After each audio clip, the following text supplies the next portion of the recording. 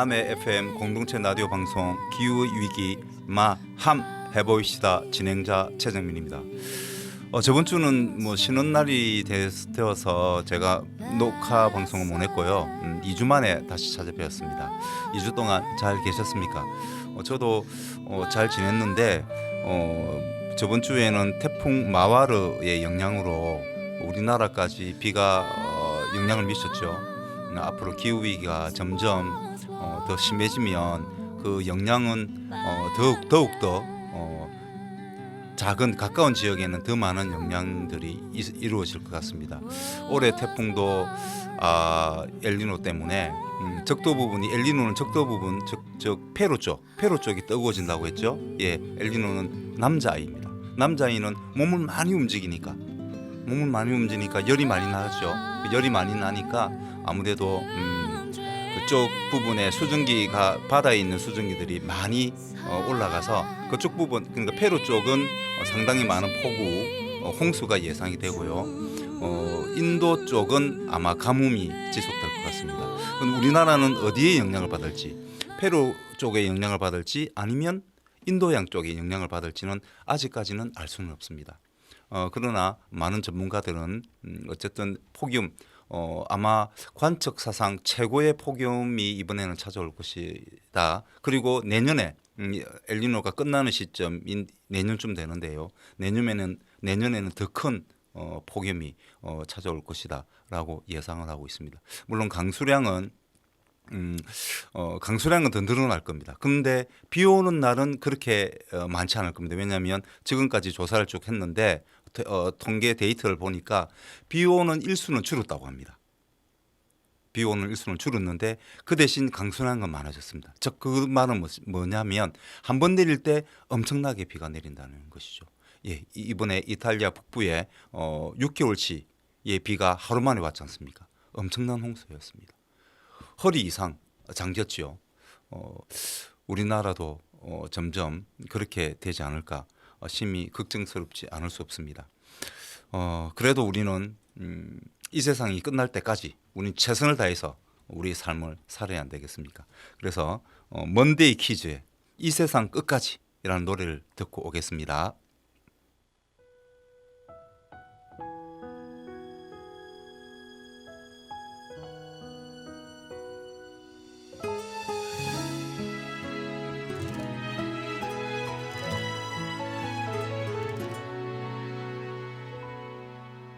어떤 말을 해볼까 생각보다 떨려서 머뭇거리는 내가 참 어색해. 서로를 잘 몰랐던 우리가 여기 두 손을 마주 잡고서 평생을 약속하네요.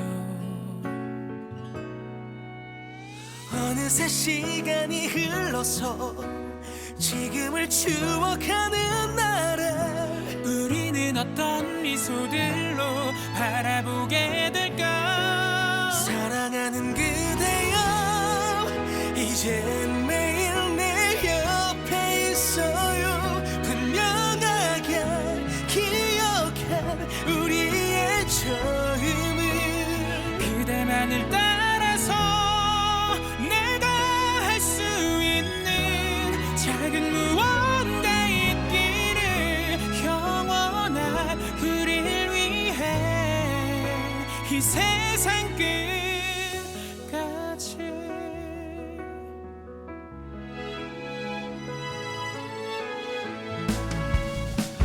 거센 바람이 몰아쳐도 고단함에 얼굴 붉혀도 그대 내 손 놓치지 말고 함께 해줄래요. 사랑하는 그대여 이젠 매일 내 옆에 있어요. 분명하게 기억해 우리의 처음을 그대만을 따라서 내가 할 수 있는 작은 무언가 있기를 영원한 우릴 위해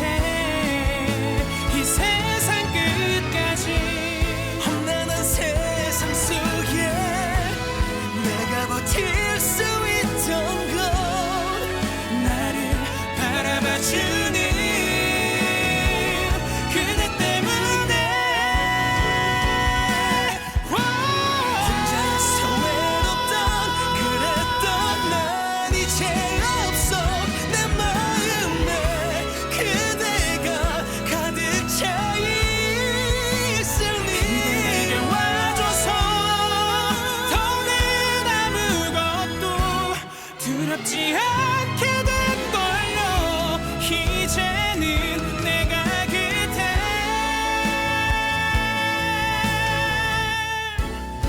채워주려 해요.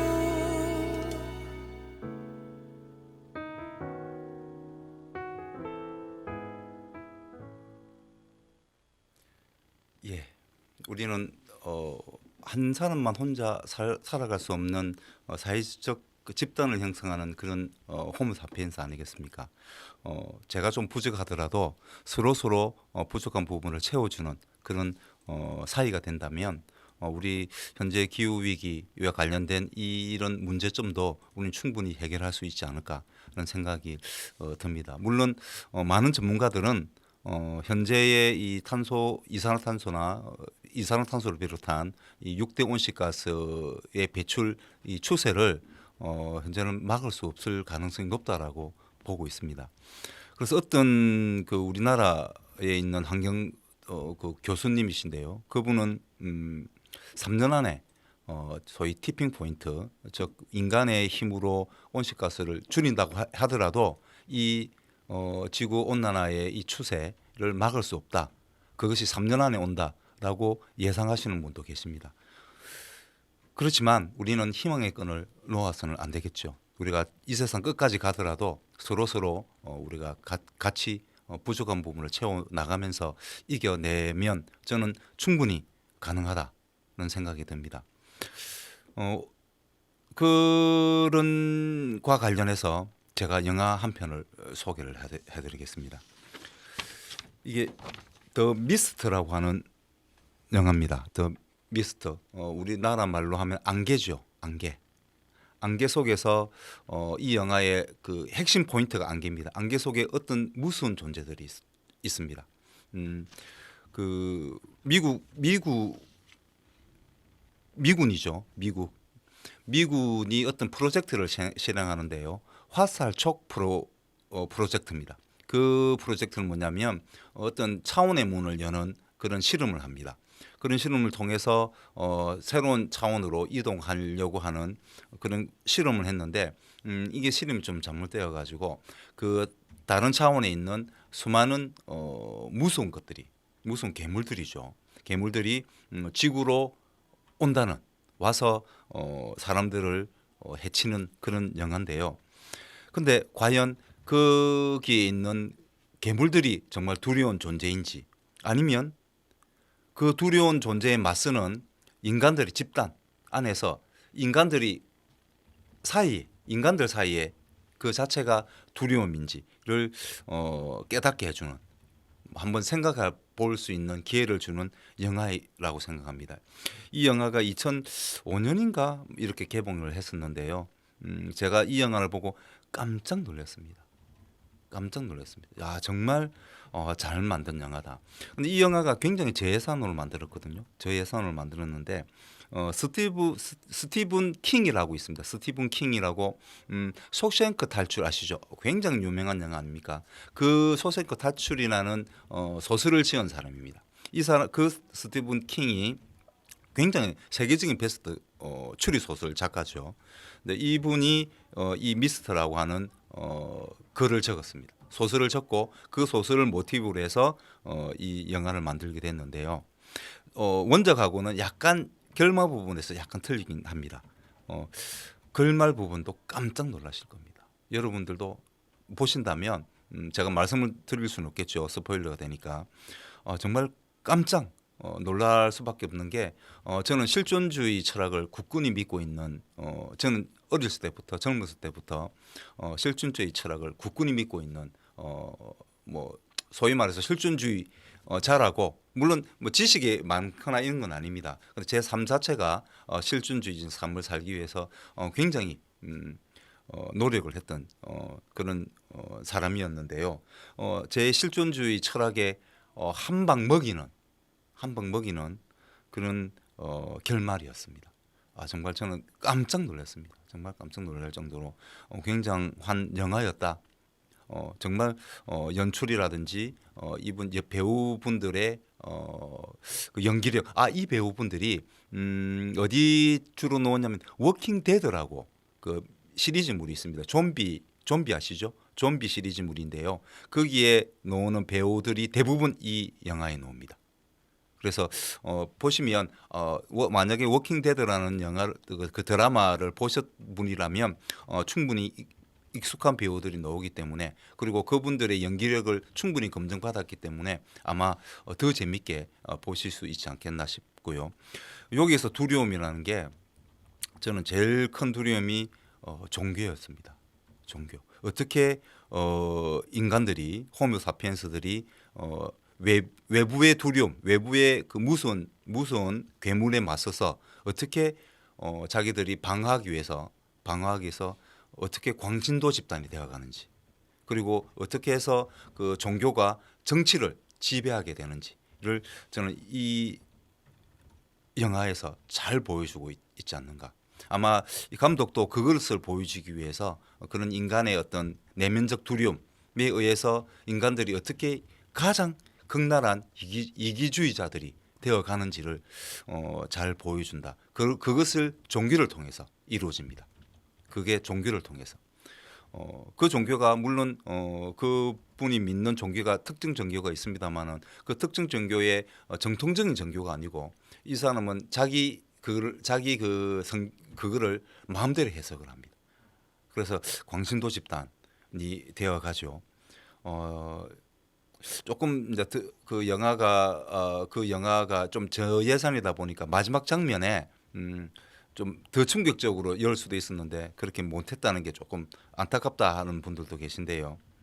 나중에 한번 보시고 혹시나 저를 만나신다면 아마 이 영화에 대해서 한번 이야기를 한번 해보면 좋겠습니다. 그리고 마지막 장면 빠지게 된 장면도 제가 말씀을 드릴게요. 그럼 굉장히 더 충격적인 영화였습니다. 정말 우리는 끝날 때까지 끝난 것이 아니다. 끝날 때까지 끝난 것이 아니다. 라는 믿음으로 우리 지금 이 기후 위기라고 하는 이 두려움 실제 뭐 조금씩 벌어지고는 있지만 정말 티핑 포인트 단계에까지 가지는 않았기 때문에 물론 서서히 그 끓는 물에 있는 개구리는 아무런 고통 우리가 뭐 알 수는 없지만은 우리가 눈으로 봤을 때 아무 고통 없이 서서히 죽어가지 않습니까? 그렇게 될지언정 우리가 지금 현재 너무 큰 두려움을 가지고 그 두려움에 사로잡혀서 너무 이기주의자가 되지는 말자는 말씀을 좀 드리고 싶어서 이 영화를 소개시켜드렸습니다. 우리는 우리 마음속에 있는 이타적 유전자를 깨워야 됩니다. 이타적 유전자를 깨우고 우리 미래 세대에게 더 나은 환경을 물려줄 수 있어야 되지 않겠습니까? 그래서 이번에 6월 5일이 환경의 날이죠. 예, 6월 5일이 환경의 날입니다. 환경의 날은 너무 유명하니까 뭐 모든 매스컴이라든지 많은 사람들이 이야기를 해서 저는 그거 말고 6월 3일이 자전거의 날입니다. 그거에 대해서 조금 말씀을 드리기 전에 우리가 지금처럼 만이라고 하는 린이라는 가수가 불렀습니다.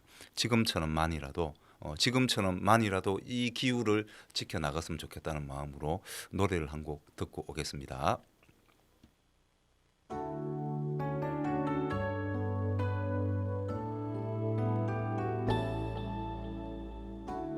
그대와 나 특별할 것도 없었죠. 딱히 놀랄 만한 얘기도 없죠. 하지만 난 한눈에 알아본 거죠. 그대로 인한 삶이 될 거라는 거. 그날 이후로 곁에 그대 있음에 하루하루가 특별해졌죠. 사랑한다는 나의 말에 고맙다고 말해주는 그대. 세상이 변한데도 걱정 말아요. 우리가 배운 모든 것이 우리 앞을 비춰줄 테니 지금처럼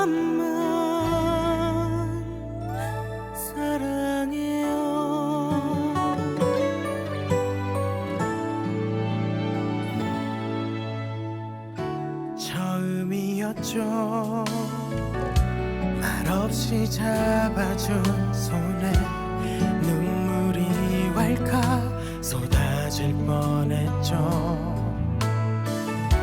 그 작은 손에 얼마나 깊은 마음이 담겨 있는지를 다 알 것 같아서 그날 이후로 그때 그대 있음에 하루하루가 특별해졌죠.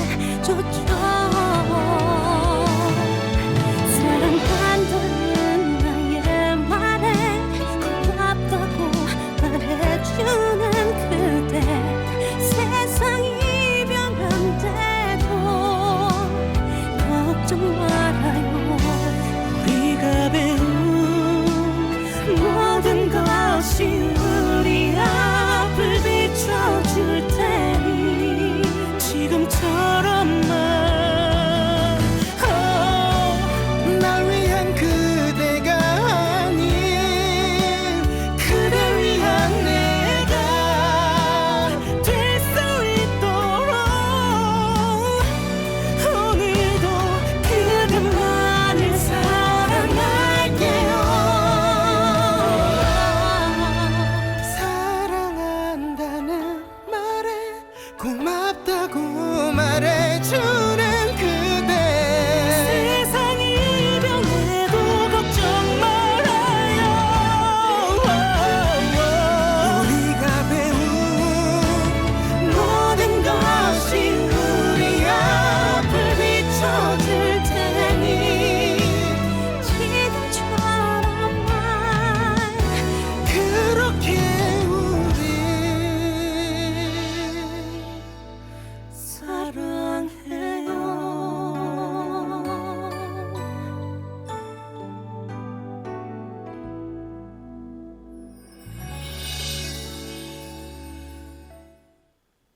예, 지금처럼만 사랑해요. 예, 뭐 변하지 않는 것은 사실 없지 않습니까? 우리 기후도 그렇고, 뭐 날씨는 당연한 것이고, 우리 사람의 마음도 항상 변합니다.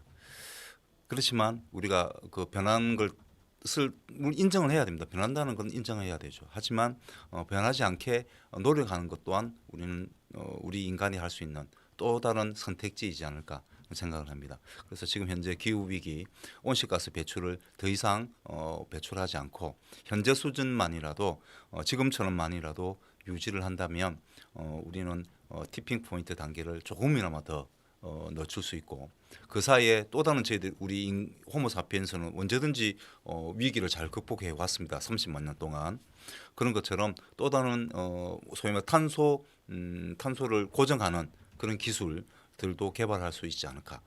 그렇게 되면 온실가스를 실질적으로 줄이는 그런 역할이 되지 않을까 하는 생각이 듭니다.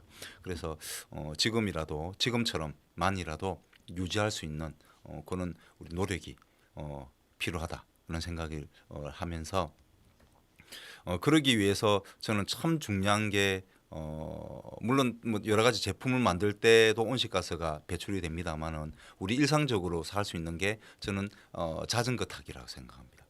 자동차보다는 자전거 타기. 자동차에는 많은 그 온실가스가 배출이 됩니다. 아산화질소도 배출되고 이산화탄소도 배출되죠. 그리고 나머지 다른 여러 가지 미세먼지들이 배출되어서 우리 인간의 건강을 해치지 않습니까? 그래서 되도록이면 저는 자동차보다는 물론 자동차를 전기 자동차로 바꾸셔도 되죠. 근데 전기 자동차에 문제도 있습니다. 뭐냐면 전기 자동차 배터리를 만들 때 히토류라고 하는 그 광물이 들어가거든요. 요 히토류를 캐낼 때 이게 좀 양이 그렇게 많지는 않습니다. 중국이 굉장히 매장량이 많대요. 그래서 중국에서 이걸 캐내면서 엄청난 온실가스를 배출한답니다. 엄청나게 물도 많이 사용하고 그래서 그 물이 우리 소위 서해 쪽으로 흘러 들어오죠. 그래서 일본 후쿠시마 방사능 오염수도 사실 문제입니다만은 중국에서 지금 배출되고 중국에서 지금 내뿜고 뿌리고 있는 그 히토류 관련된 그런 오염수도 문제가 있습니다. 상당히 발암 물질이거든요.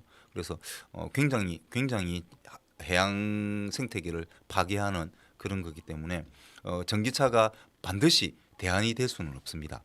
그러나 현재의 온실가스를 줄이기 위해서는 아무래도 전기차가 좀 더 나을 수 있죠.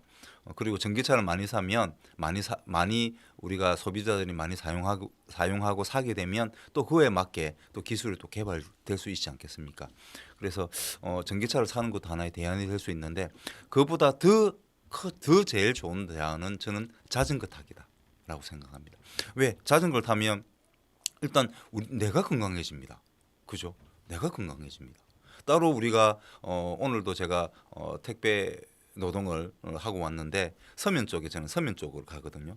서면 쪽에 오늘 점검다리 휴일이다 보니까 이렇게 같이 연달아 쉬시는 분들이 많다 보니까 많아서 그런지 이렇게 놀러를 많이 왔더라고요. 그래서 자전거를 타시더라고요. 그분들이. 근데 그분들이 자전거 타려면 어떻게 해야 됩니까? 집에서 자전거를 싣고 여기까지 와야 되지 않습니까? 그럼 여기까지 오는 동안에 온실가스가 배출됩니다. 그렇지 않습니까? 물론 자기 건강은 좋아지겠죠. 좋은 공기 마셔가면서 좋은 경치 구경하면서 자기 건강은 좋아질 수 있겠지만 결국은 온실가스를 더 많이 배출하기 굳이 그렇게 안 해도 되는데 요까지 굳이 안 와도 되는 거잖아요. 근처에서 자전거 탈 수도 있는 거지 않습니까? 그죠? 건강을 위해서라면. 근데 이까지 오고 또 다시 집에 가는 그 사이에 온실가스가 많이 배출되는 것이죠. 그래서 이후에 이 온실가스가 배출 더 많이 되면 티핑 포인트 단계가 더 빨리 찾아오기 때문에 서서히 우리는 서서히 개구리가 서서히 뜨거워지는 그 통 속에서 죽어가는 그런 상황에 직면할 수 있습니다. 그렇기 때문에 자전거 타기를 하시되 자기 건강을 위해서 되도록이면 자기 주위에서 자전거를 타시고 자기 생활 자체를 자전거 타기를 생활을 했으면 좋겠다는 말씀을 드립니다. 사실 저는 부산에서 살다가 한 4년쯤 됐는데요. 귀촌하기 전에 그 전에 부산에 있을 때는 자전거를 가까운 거리는 거의 다 자전거를 타고 다녔습니다. 근데 자전거를 타면 단점이 뭐냐면 그 차량의 그 오염 공기를 다 마십니다. 그런 단점이 있습니다. 그래서 마스크를 꼭 하시고 생활에서 자전거를 타실 때는 꼭 마스크를 착용을 하셔야 됩니다. 착용을 하시고 자전거를 타시면 내 건강도 좋아지고 온실가스도 덜 배출하니까 우리 소위 말해서 지구온난화를 조금이나마 더 예방할 수 있지 않겠습니까? 그런 의미에서 오늘은 6월 3일 세계 자전거의 날에 대해서 좀 말씀을 드릴게요. 자전거는 보니까 1885년에 최초로 현대적인 자전거가 출시되었다고 합니다. 그 이후에 이제 그때 당시에는 바퀴가 단단한 나무라든지 이런 거였는데 이후에 또 다시 튜브를 개발해서 현대와 같은 자전거가 발명이 됐습니다. 대단한 발명품이었죠. 정말 저희들 어릴 때는 우리나라가 가난했지 않습니까? 제가 어릴 때도 가난했습니다. 마침 참 부자가 되기 위해서 노력하고 있는 과정이었는데요. 그때 자전거가 상당히 많이 이용됐습니다. 차를 살 정도의 그런 이렇게 부유하진 않았거든요. 가정이 그러다 보니까 거의 대부분이 자전거를 타고 다녔습니다. 제가 부산에 살았었는데요. 부산에서도 마찬가지로 자전거를 많이 이용했습니다. 거의 거의 학생들이나 이런 친구들은 거의 다 자전거를 타고 다녔죠. 그리고 자전거를 도둑을 많이 맞았습니다. 그래서 서로 자전거를 훔치고 요런 웃지 못한 제 자전거를 도둑 맞고 나면 결국은 그 자전거 그때도 자전거도 비쌌거든요. 살 돈이 없으니까 결국은 또 훔치러 갑니다. 근데 훔쳐 보니까 내가 타던 자전거였다는 그런 일화도 있었습니다. 제 이야기 아닙니다. 절대 제 이야기 아닙니다. 절대로 제 이야기 아닙니다. 내 친구에 의하면 자기가 잊어버리고 다시 찾아보니 다시 자기도 훔쳤는데 보니까 자기 자전거였다는 웃지 못한 그런 일화도 그때는 그런 일들이 비일비재했습니다. 그만큼 그때는 자전거를 많이 타고 다녔거든요. 근데 그때는 돈이 없어서 자전거를 타고 다녔고 지금은 돈이 없어서 자전거를 타는 것이 아니죠. 우리 온실가스를 적게 배출하고 내 건강을 위해서 자전거를 타는 그런 생활 습관을 들여야 되지 않겠나는 말씀을 드리면서 프랑스에서 2020년 1월입니다. 안 이달고 시장이라고 있습니다. 안 이달고 이름이 참 재밌습니다. 안 이달고 이 시장인데 이분이 한번 시장이 되고 난 다음에 다시 재선할 때 공약을 8대 공약을 그걸 내걸었는데요. 그 중에 하나가 시내 파리 시장이잖아요. 파리 시장이 대단하지 않습니까? 파리 시장 시내 안에 차량들의 속도를 30km 시속 30km로 제한하겠다라고 공약을 내걸었습니다. 그런 이후에 당선이 되었죠. 그리고 실제로 그렇게 했습니다. 그리고 주차장 절반을 전부 공원으로 조성하겠다. 그리고 자전거를 탈 수 있는 시스템을 만들겠다. 이렇게 공약을 하고 실제로 그렇게 했습니다. 그래서 파리에 가시면 답답하실 겁니다. 차를 가지고 가시는 분들은 답답하실 것입니다. 그러나 거기 생활하는 사람들의 만족도는 크다고 합니다. 어떤 스페인 쪽에 있는 도시에서는요, 도시 안쪽으로는 차가 못 들어갑니다. 차 없는 거리, 차 없는 도심 이런 걸 공약을 내걸고 또 거기에 있는 그 당선된 시장은 실제로 그렇게 했습니다. 그렇게 하니까 뭐가 좋냐면 지역 상권이 살더랍니다. 그 사람들이 먼 곳에 주차를 하고 걸어서 집에 한 30분 정도는 걸어서 들어가야 되거든요. 그럼 걸어가야 되는데 물건을 다른 큰 마트라든지 이런 데서 사가지고 올 수가 없잖아요. 왜냐하면 걸어가야 되는데 그거 어떻게 들고 가겠습니까? 그렇기 때문에 주위 그 내 지역에 있는 그런 이마트라든지 아니면 식당이라든지 이런 곳이 장사가 잘 되더라고 그렇게 결과가 나왔습니다. 그러니까 내가 조금 생활적으로 조금 불편할 수는 있습니다. 왜냐하면 30분 걸어가야 되니까 30-40분 걸어가야 되니까요. 불편할 수 있지만 지역 전체의 경제도 사는 거죠. 물론 그 안에 차가 가지 않으니까 온실가스도 적게 줄이고 그리고 다양한 문화들이 꽃 피어나는 그런 계기가 되었다고 합니다. 그래서 저도 한때 꿈을 꿨죠. 남해 우리 읍 쪽에 한쪽을 한번 차 없는 거리 한 달에 한 번이라도 차 없는 거리로 한번 만들어 봅시다. 라고 사람들한테 제안을 하니까 조금 코웃음을 쳤습니다. 왜냐하면 누가 그걸 해주겠느냐 라고 하는데 저는 제가 죽기 전에 반드시 한 번은 우리 남해군에 차 없는 거리를 한번 실현해보고 싶다는 그런 욕망을 품었습니다. 할 수 있을지는 모르겠습니다만은 저 나름대로 노력을 하도록 하겠습니다.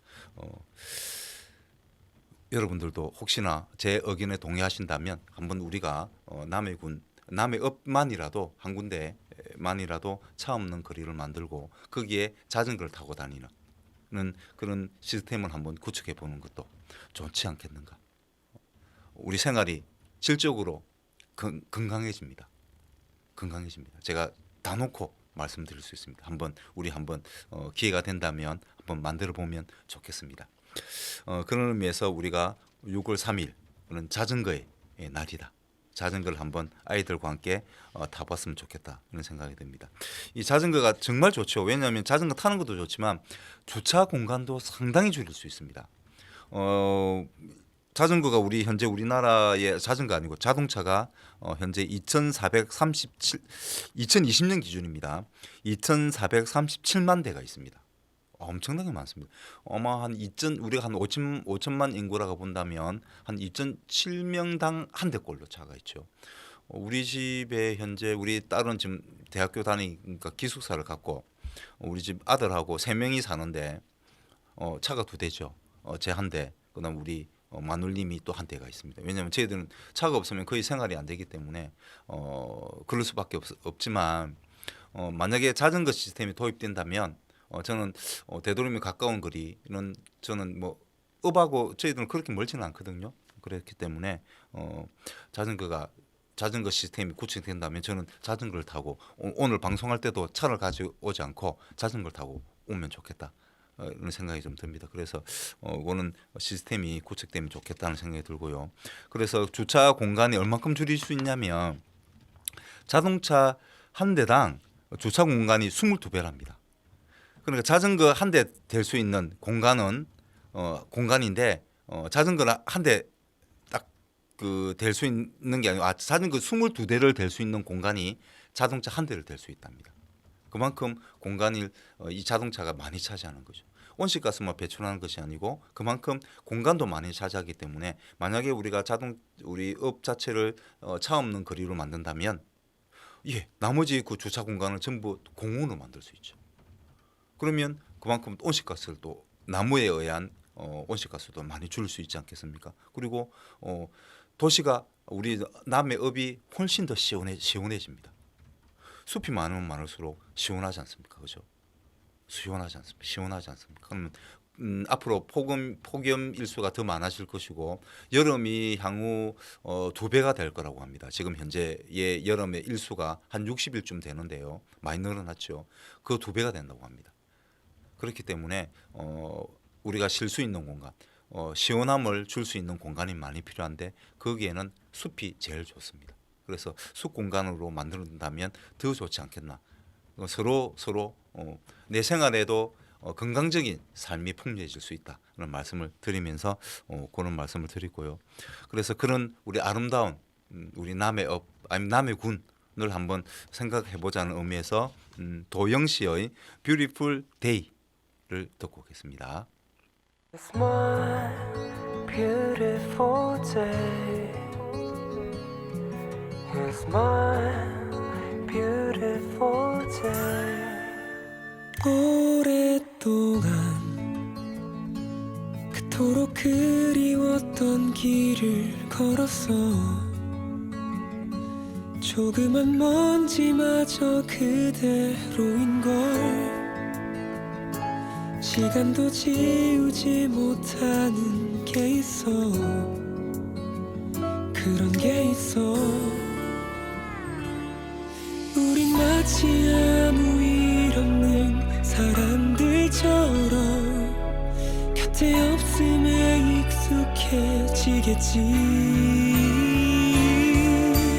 꽃은 피어나고 또 져도 우리의 길을 기억해.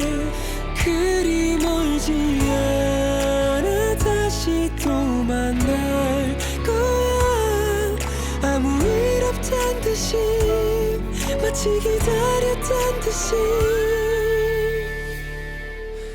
괜찮아 난 처음 가는 이 길이 좀 낯설 테지만 너 없는 하루가 두려울 테지만 무작정 씩씩하게 걸어가겠어. 난 그러겠어. 아름다운 날, Beautiful Day, 아름다운 날. 아름다운 날은 올 겁니다. 그렇죠? 우리의 노력으로 우리 미래는 우리 아이들 미래 세대에게 아름다운 날들을 우리가 선사해야 되지 않겠습니까? 근데 이 아름다운 날이 현재도 아름다운 날이 계속될 것 같습니다. 당분간 비 소식은 없네요 보니까. 다음 주 계속 비 소식은 없습니다. 이제 장마가 여기 지나고 나면 아마 그렇지 않습니까? 고기압이 오고 나면 저기압이 따라오고 저기압이 지나고 나면 고기압이 오는 거죠. 그렇기 때문에 우리가 저번 주에는 열대성 저기압 마와르 태풍이죠, 태풍. 마와루의 영향으로 날이 좀 좋지 않았는데 올해는 이번 주는 날이 좋을 것 같습니다. 오늘 서면 쪽에 택배 배달을 갔는데 손님이 가득가득 하더라고요. 가득가득 하더라고요. 그래서 제가 택배 상품을 드리면서 기분이 너무 좋다고, 손님들이 많으니까 너무 나도 행복하다고 이야기를 하고 상품을 주고 왔습니다. 물건을 주고 왔는데 그 사장님들도 다 기뻐하시고 입이 이렇게 한쪽 어깨에 걸려 있더라고요. 왜냐하면 저번에 어린이날하고 이럴 때는 비가 왔지 않습니까? 사람들이 거의 없었거든요. 그래서 참 연휴였는데 장사를 좀 많이 망쳤죠. 근데 이번에는 날이 좋으니까 사람들이 정말 많이 와 있었습니다. 그래서 서로 정보 정말 기분 좋게 구경하시는 분들은 좋은 거 구경하니까 기분이 좋고 거기서 장사하시는 분들은 물건 많이 파니까 기분이 좋고 저는 우리 지역이 잘 되니까 기분이 좋은 것도 있지만 잘 그 식당이라든지 그 업체들이 장사가 잘 되면 배달을 많이 실 거 아니겠습니까? 그러면 제가 배달 그 하는 개수도 많아지니까 저도 기분이 좋고 다 기분이 좋은 오늘 하루였지 않는가 생각이 듭니다. 여러분들도 오늘 기분이 많이 좋으시죠? 날도 좋으니까 그리고 날이 뭐 그렇게 폭염이 있는 것도 아니고 약간 구름도 끼었고 이래서 너무 좋았습니다. 아마 당분간은 이런 좋은 날들이 이어질 것 같습니다. 그런 의미에서 우리가 항상 우리 지역이 우리 삶이 푸르었으면 좋겠다. 녹색이었으면 좋겠습니다. 그래서 우리 이효시의 상록수라는 노래를 듣고 오겠습니다.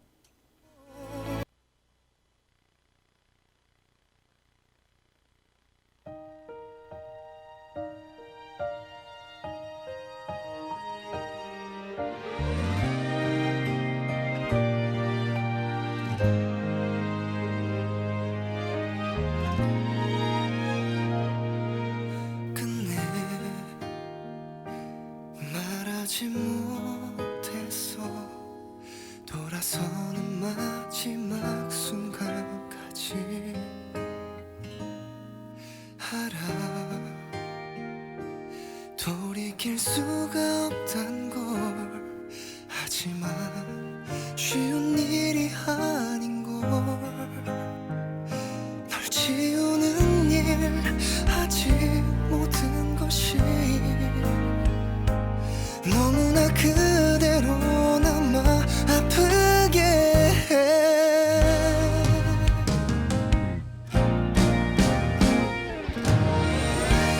돌아올 수 있는 거라면 내가 기다려도 괜찮은 거라면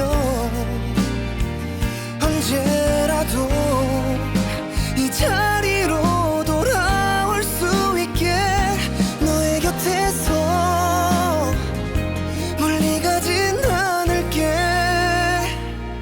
이제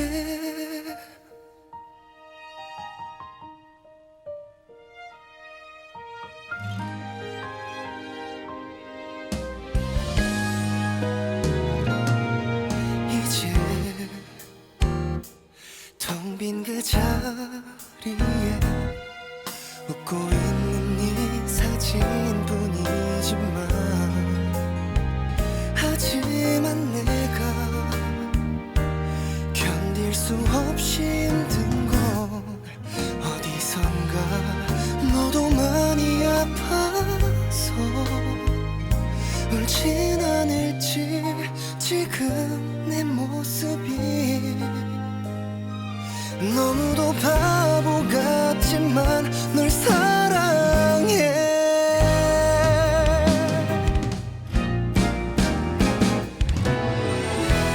돌아올 수 있는 거라면 내가 기다려도 괜찮은 거라면 언제라도 이 자리로 돌아올 수 있게 너의 곁에서 멀리 가진 않을게 혹시라도 힘든 거라면 바보처럼 날 떠나 울고 있다면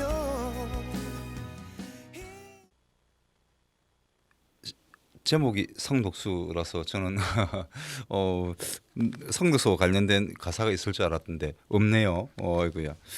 뭐 어쨌든 그래도 이런 제목 자체가 주는 메시지라는 게 있기 때문에 제가 노래를 자꾸 한번 들어봐야 될 것 같습니다.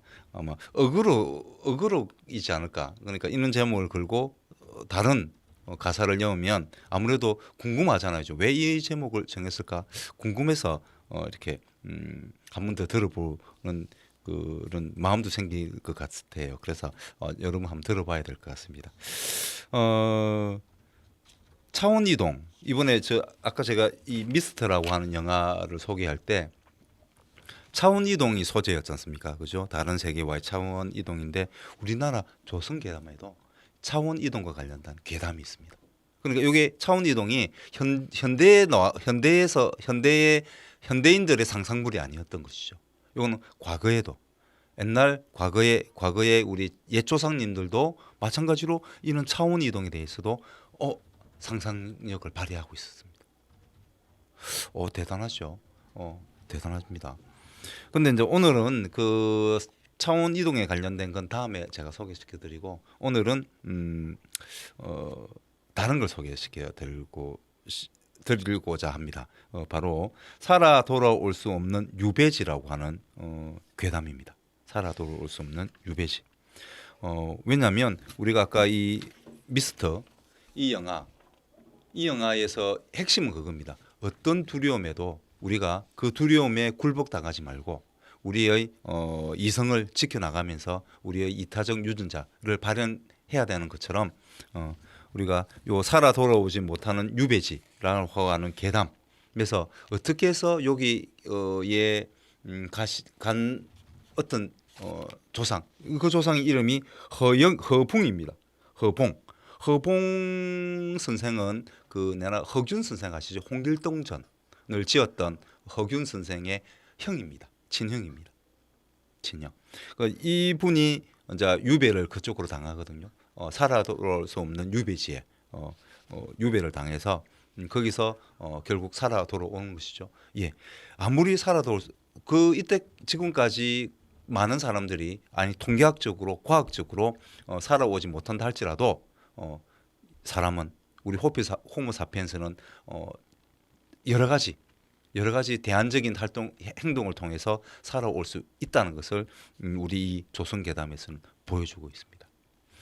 이 미스터에 나오는 이 두려움, 인간이 가지고 있는 이 원초적인 두려움, 이 두려움에 우리는 당당히 맞서야 됩니다. 기후 위기라고 하는 이 절체절명의 두려움, 여기에도 우리는 당당히 맞서야 됩니다. 거기에 떨면 안 됩니다. 거기에 겁을 먹는 순간, 두려움을 가지는 순간 우리는 지는 것이죠. 정말 그런 미래가 닥칠지 모릅니다. 그러나 이 두려움을 이겨내고 당당히 맞선다면 우리는 지금 어떤 문제점을 해결할 수 있는 방안을 찾아낼 수 있다는 그런 메시지를 제가 전달하고 싶어서 제가 이 괴담을 소개시켜드리고자 합니다. 허봉 선생 요때가 어떤 시대냐면 선조입니다. 선조. 우리 정말 찌질한 왕이었다. 저는 그렇게 판단합니다. 정말 찌질한 왕 중의 왕이 바로 저는 선조라고 생각하는데요.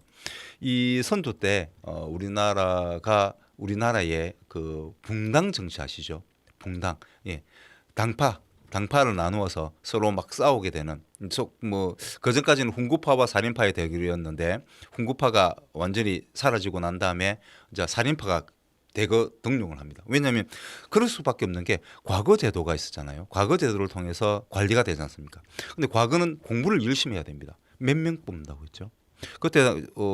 그때 당시에 양반이 한 3% 정도밖에 되지 않았기 때문에 인구가 한 1,000만 명 정도 되었거든요.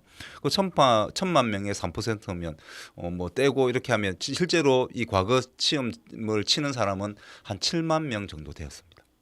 7만 명 중에 33명 정도 3년에 한 번 뽑았어요. 3년에 한 번. 물론 수시로도 뽑기는 했는데 수시로 뽑는 거는 그때 상황이 좀 다르니까 우리가 정시로 뽑으면 우리 대학 수능의 수시 성시하고는 틀립니다. 그러니까 간간히 뽑는 그런 과거가 아니고 정기적으로 뽑는 과거는 3년에 한 번 있었습니다. 3년에 한 번 33명을 뽑았습니다. 와, 7만 명 중에 33명 들은다는 건 보통 일이 아니죠. 보통 일이 아닙니다. 그러니까 얼마나 공부를 열심히 해야 됩니까? 그러니까 훈구파들이 안 되는 거예요. 훈구파들은 집안에 돈이 좀 있잖아요. 그러니까 공부를 할 그런 동기가 별로 없습니다. 그러나 살인파들은 죽었다 깨나 공부만 한 거죠. 자기 아버지도, 자기 집 큰아버지도, 작은아버지도, 자기 엄마도 다 공부를 열심히 했던 사람들입니다. 그런 환경 속에서 이 살인파들이 얼마나 공부를 열심히 했겠습니까? 그러니까 과거 제도를 통해서 관리가 된 사람들이 갈수록 살인파만 등용이 되는 겁니다. 그런데 33명 중에 된 사람도 있을 것이고 안 된 사람도 있을 거지 않습니까? 많은 사람들 중에. 그럼 안 되는 사람들은 어떻게 합니까? 시험이 아닌 다른 방법으로 관리직을 얻으려고 하지 않겠습니까? 그래서 하나의 파들이 생깁니다.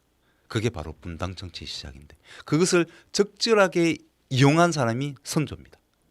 물론 선조뿐만 아니고 그 이후에 여러 왕, 정조, 영조 모든 왕들이 요는 분당 정치를 이용을 합니다. 서로 이간질도 시키고 서로 잘났다 한쪽 당에 있는 사람들을 잘했다 칭찬해주면 또 나머지 반대 쪽에 있는 당들은 그걸 본받아서 더 열심히 하고 요는 경쟁 구도를 만들기는 했는데 이 선조는 그런 식이 아니고 굉장히 좀 쪼잔하게 좀 사실 분당 정치를 했습니다. 이용을 했습니다. 그 일례가 하나 바로 오늘 나오는 이야기인데요. 이 허여봉은 우리 그때 당시에 제일 처음 그 살인파들이 그 갈라졌을 때가 서인과 동인입니다. 서인과 동인. 그러니까 살고 있는 데가 한양의 서쪽이냐, 한양의 동쪽이냐로 나누어져서 분당 정치를 시작하게 되는데요. 그때 당시에는 동인이 좀 힘이 셌어요. 동인이. 근데 서인 쪽은 뭐냐면 서인 쪽에는 누가 있었냐면 이이가 있었습니다. 이이 아시죠? 우리 저 1,000원짜리 지폐에 천 원짜리가 확실히 모르겠습니다. 1,000원짜리인 것 같습니다. 거기에 있는 우리 대단한 분이시죠. 이이라는 분. 이분은 과거를 23번이나 장원급제했다고 합니다. 왜냐하면 그때는 관리직에 있는 사람도 과거를 시험을 칠 수 있었거든요. 그래서 장원급제하면 더 높은 지위를 가니까 관리가 되니까 그래서 과거에 당선 합격한 사람들도 또 시험을 쳤습니다. 그래서 이이라는 분은 굉장한 수재였다고 합니다. 그리고 바른 심성을 또 갖고 계셨던 분이기도 하죠. 그래서 이 이이라는 분은 서인 쪽에 있었습니다. 완전 서인이라고 할 수는 없지만 서인과 좀 가까웠습니다. 가까운 사람들이 친한 사람들이 서인 쪽에 많았었거든요.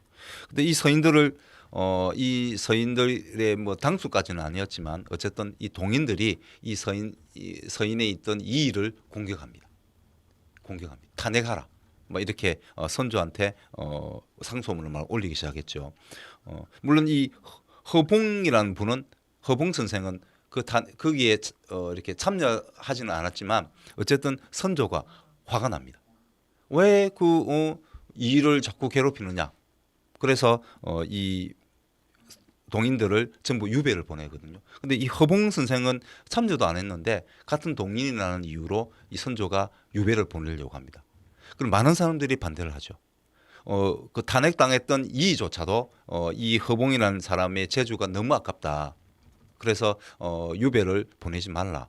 그리고 그 유배지가 어디냐면 갑산이라고 하는 곳인데 거기가 바로 그 지금까지 유배를 간 사람들이 살아오지 못했던 곳이었다고 합니다. 그 정도로 험하고 그다음에 먹을 것이 식량도 별로 없는 그런 굉장히 험한 그런 곳이었다고 합니다. 그래서 이이 선생마저도 허봉을 그쪽으로는 보내지 마라. 가까운 데 보내서 곧 불러들였으면 좋겠다. 그런 의견을 냈는데도 이 선조가 한 번 삐끼 놓으니까 끝까지 밀어붙여서 이 허봉 선생을 바로 갑산이라고 하는 곳에 유배를 보냅니다. 근데 이 갑산에 가보니까 정말 엄청난 겁니다. 그 땅의 그 땅도 별로 좋지도 않고 기후적으로도 좋지도 않고 이래서 농사가 거의 되지 않는 그래서 많은 사람들이 굶어 죽는 그런 곳이 바로 이 갑산이었습니다. 그래서 이 허봉 선생이 가보니까 거기에 있는 사람들이 별로 좋아하지 않더라. 왜냐하면 또 다른 입이 생겼으니까요. 어쨌든 유배를 당했고 왔더라도 양반이기 때문에 나머지 사람들이 먹이 살려야 됩니다. 그렇기 때문에 얼마나 부담스럽겠습니까? 그렇게 좋지 않게 생각하고 있었고요.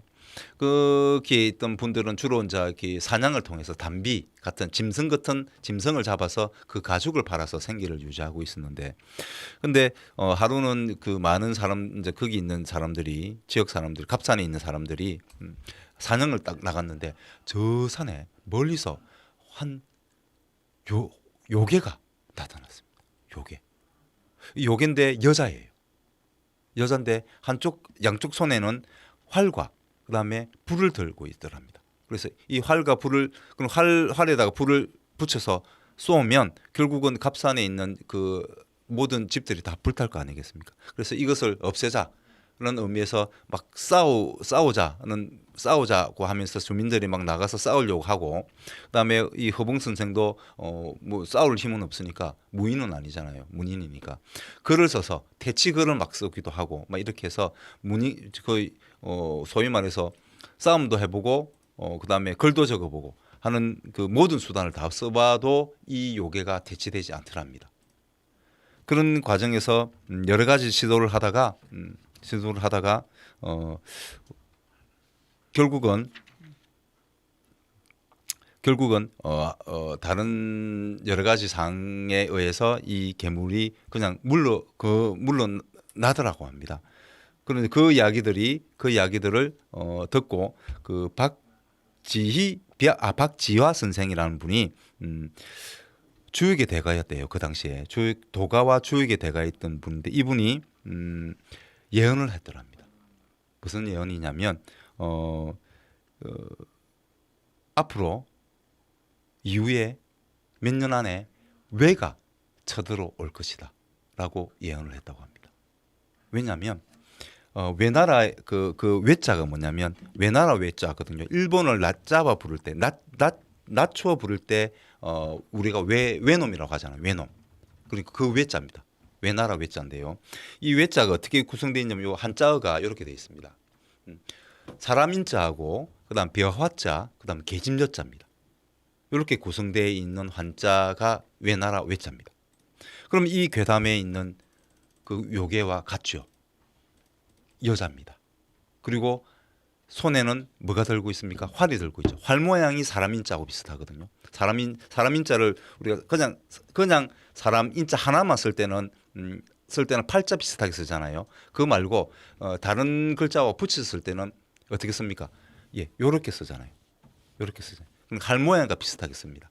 그래서 바로 여자가 활과 그다음에 벼화자가 불 모양이거든요. 벼화자가 그 벼화자가 불 모양입니다. 그래서 불을 들고 있는 현상을 바로 생각했을 때 바로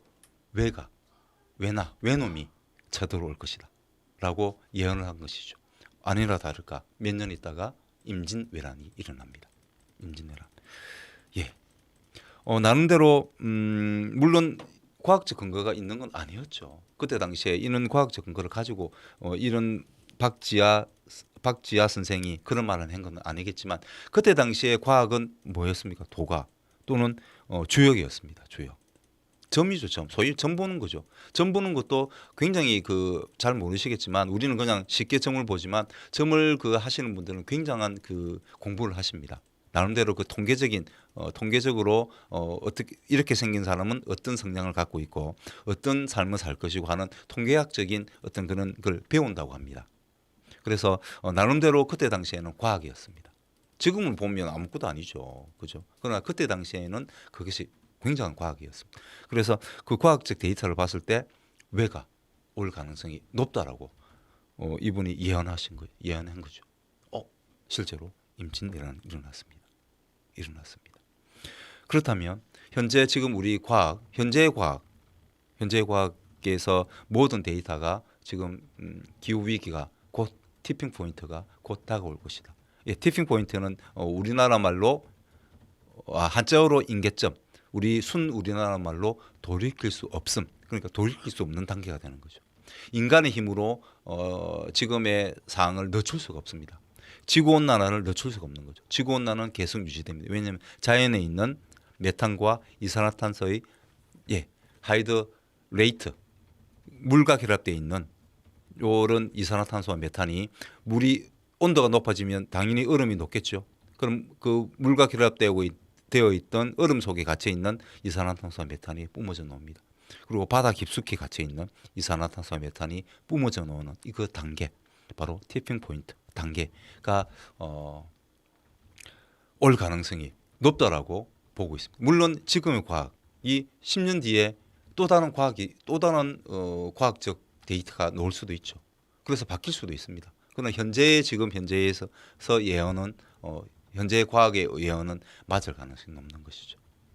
그래서 우리가 이 이야기 소개를 통해서 우리가 앞으로 미래가 어떻게 될지는 알 수는 없지만 충분히 가능하다는 말씀을 드리면서 우리 끝으로 노래 한 곡 듣도록 할까요?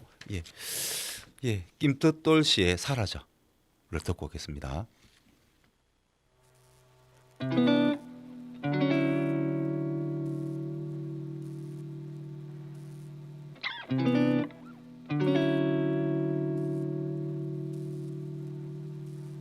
난 가끔 쉽게 망치고 싶어 내가 쌓아온 노력들 누군가는 눈을 가리고 앞을 보는 게 편하다고 말해도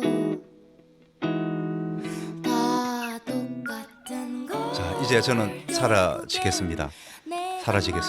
다음 주 뵙도록 하겠습니다. 고맙습니다. 구독, 좋아요 부탁드리겠습니다.